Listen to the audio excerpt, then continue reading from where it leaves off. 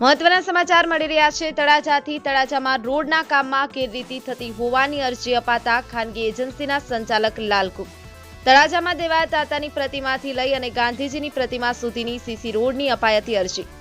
તળાજામાં નવા બનેલા સીસી રોડમાં મોટી તિરાડો પડતા નગરપાલિકા કચેરી ખાતે રજૂઆત કરવામાં આવી હતી। સ્થાનિકથી લઈ અને ઉચ્ચ કક્ષા સુધી રજૂઆત કરો તો પણ કશો જ કંઈ ફેર નહીં પડે તેવું જણાવવામાં આવ્યું। ગજુભા સરવૈયા ગામ સાંખડાસર નામના વ્યક્તિ દ્વારા મીડિયાનો અવાજ દબાવવાના પ્રયાસો કરવામાં આવ્યો। જાગૃત નાગરિક દ્વારા પણ હાઈકોર્ટ સુધી લડી લેવા ચોખ્ખા શબ્દોમાં જણાવી દેવાયું।